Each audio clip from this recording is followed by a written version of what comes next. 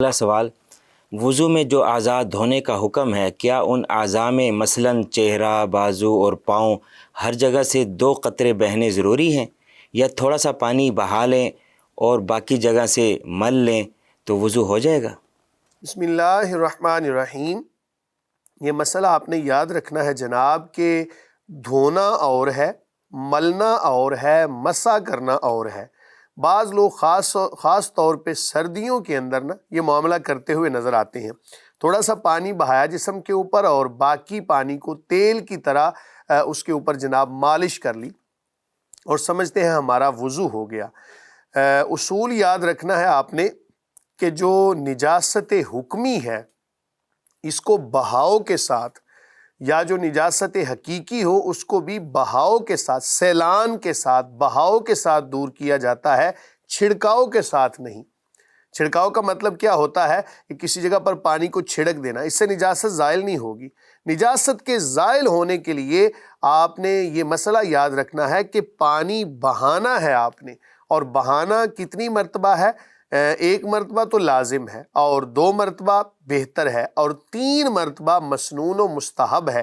کریم آقا علیہ الصلوۃ والسلام نے جب وضو کا طریقہ سکھایا تو ساتھ یہ بھی ارشاد فرمایا کہ جس نے 1 مرتبہ دھویا اس نے ایک طرح سے نافرمانی کی کہ اس کو چاہیے تھا کہ دوسری مرتبہ بھی دھوتا اور تیسری مرتبہ بھی، اور 2 مرتبہ دھونا بہتر اور تیسری مرتبہ دھونا۔ ساتھ یہ بھی فرمایا کہ یہ انبیاء کا وضو ہے اور میرا وضو ہے، اور اس سے زیادتی کرنا یہ اسراف کے اندر آئے گا۔ تو 3 مرتبہ اپنے جسم پر پانی بہانا ہے جناب۔ ہاتھ دھوئے ہیں تو ہاتھوں پہ پانی بہانا ہے، اسی طرح بازو دھونے ہیں آپ نے، چہرہ دھونا ہے، پاؤں دھونے ہیں تو اس کے اوپر پانی بہنا چاہیے۔ یہ جو آپ نے یہاں پر کہا نا کہ کیا 2 قطرے، اگر تو پانی کی قلت ہو، آپ کے پاس پانی ہے ہی بالکل تھوڑا، تو پھر کم از کم 3 قطروں کا اس جسم کے عضو سے جو ہے وہ گر جانا یہ لازم ہے۔ اگر اتنا پانی بھی نہیں نیچے گرا تو اس کو ہم دھونے والا معاملہ نہیں کہیں گے، ہم کہیں گے کہ اس نے پانی کو اوپر مل لیا ہے۔ اسی وجہ سے یاد رکھیں کہ باقی اعضائے وضو جو ہیں ان کو 3 مرتبہ دھونا، اور مسح کے حوالے سے کیا کہا جاتا ہے کہ مسح 1 مرتبہ کرنا ہے، مسح کو 3 مرتبہ نہیں کرنا۔ کیوں کہ جب آپ 3 مرتبہ اپنے ہاتھ کو بھگو کر تو ترتیب کے ساتھ اپنے سر کے اوپر مسح کریں گے تو عین ممکن ہے کہ پانی اتنا لگ جائے جو دھونے کے حکم میں آتا ہو۔ اس لیے مسح 1 مرتبہ کرنا ہے اور دھونا اعضاء کو 3 مرتبہ ہے۔ واللہ تعالی عالم بالصواب۔ جی مفتی صاحب، اگلا سوال، ایک بھائی یہ پوچھ رہے ہیں کہ مکمل نماز کا طریقہ سمجھا دیں، امام صاحب اور پیچھے مقتدی کے کس طرح ادا کرے گا؟ کیا فرض نماز میں پیچھے مقتدی بھی امام کے ساتھ اللہ اکبر کرے گا؟ مہربانی فرما کر رہنمائی فرمائیں۔ بسم اللہ الرحمن الرحیم۔ مسئلہ آپ کا جناب مختلف فی ہے، اختلافی مسئلہ ہے، لیکن میں کوشش کرتا ہوں اس کو کہ کسی صحیح طریقے کے ساتھ آپ کے گوش گزار کر دوں۔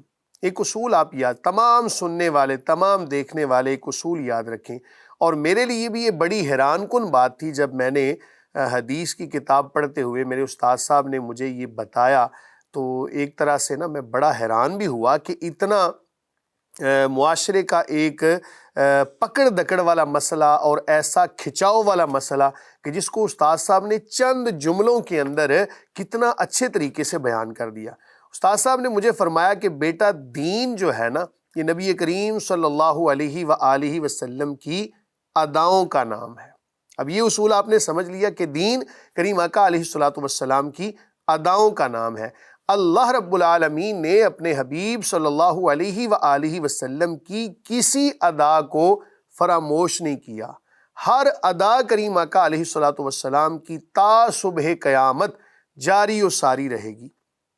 مثلا کریم آقا علیہ الصلوۃ والسلام نے اگر اپنی مبارک ظاہری حیات میں رفع الیدین کے ساتھ نماز پڑھی تو قیامت تک حضرت امام شافعی علیہ رحمہ کی تقلید کرنے والے اور بھی جو ائمہ کو ماننے والے ہیں تا صبح قیامت رفع الیدین کرتے رہیں گے۔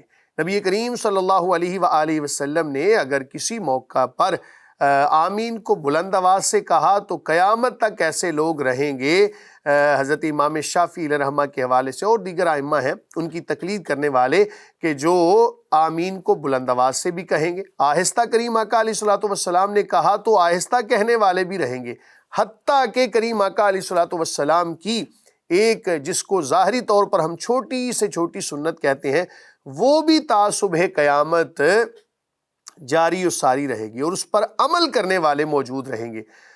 اگر کسی عذر کی بنا پر بھی، یہ اصول آپ نے یاد رکھنا ہے، پھر آپ کو مسئلہ سمجھ میں آئے گا، اگر کریم آقا علیہ الصلوۃ والسلام نے کسی عذر کی بنا پر بھی کوئی عمل فرمایا تو اللہ تعالیٰ کی ذات ایسے افراد کو پیدا فرمائے گی کہ جو تا صبح قیامت اس عذر کی بنا پر کیے گئے عمل کو بھی جاری و ساری رکھیں گے۔ اب آتے ہیں جناب طریقہ نماز کی طرف۔ صحابہ کرام علیہم الرضوان نے نبی کریم صلی اللہ علیہ وآلہ وسلم سے جس موقع پر جس طرح نماز پڑھتے ہوئے ان کو دیکھا اسی طرح آگے روایت کر دیا، اور احناف جس طرح نماز پڑھتے ہیں ظاہر ہے اس کے پیچھے بھی ایک حدیث ہے، اور دیگر جو مقلدین ہیں یا غیر مقلدین ہیں، ظواہر اہل ظواہر ہیں جو حدیث کے ظاہر پر عمل کرتے ہیں، وہ تمام کے تمام احادیث سے ہی استدلال کرتے ہیں۔ تاہم یہ مسئلہ آپ نے یاد رکھنا ہے، جناب حضرت عبداللہ ابن مسعود رضی اللہ تعالی عنہ آپ وہ صحابی رسول ہیں کہ جن کو کریم آقا علیہ الصلوۃ والسلام نے فقیہ صحابی قرار دیا۔ صحابہ کے بھی کچھ مراتب ہیں، نفس صحابیت میں تو سبھی برابر ہیں، اور آگے پھر تقویٰ کے اندر، پرہیزگاری کے اندر اور کسی ایک فن میں مہارت کے لحاظ سے صحابہ کرام علیہم الرضوان کے درجات مختلف ہیں۔ مثلا ایک صحابی ایسے ہیں کہ جو فقاہت کے درجے پر فائز ہیں، جس طرح کہ حضرت عبداللہ بن مسعود ہیں، حضرت عبداللہ ابن عباس ہیں، اسی طرح خلفائے راشدین ہیں۔ تو یہ تمام صحابہ اپنا اپنا ان کا مقام و مرتبہ ہے، بلکہ کریم آقا علیہ الصلوۃ والسلام نے اپنی امت کے حوالے سے جس صحابی کو حکیم الامت قرار دیا ان کا نام حضرت ابو دردہ ہے، کہ ان کے فرامین اور انہوں نے جو باتیں ارشاد فرمائیں وہ بڑی حکمت پر مبنی ہیں۔ تو تمام صحابہ ستاروں کی مانند ہیں، جس کی بھی پیروی کرو گے راہ ہدایت کو پالو گے۔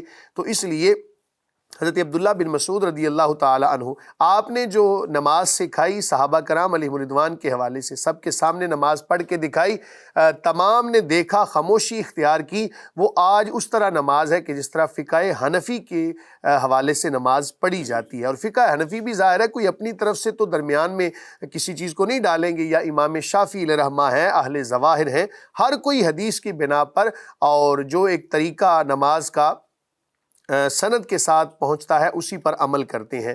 اب میں آتا ہوں، بات کو مختصر کرتا ہوں کہ جب آپ نے نماز پڑھنی ہے جناب تو اللہ اکبر بھی آپ نے ساتھ ساتھ کہنا ہے۔ یہ نہیں کہ امام صاحب تکبیرات کہتے رہیں اور پیچھے جو لوگ کھڑے ہیں وہ بغیر تکبیرات کہے تو ارکان کے اندر منتقل ہوتے چلے جائیں، ایسا نہیں ہے۔ تکبیرات بھی آپ نے کہنی ہے، جب بھی آپ نے نماز میں شامل ہونا ہے، ثنا آپ نے پڑھنی ہے۔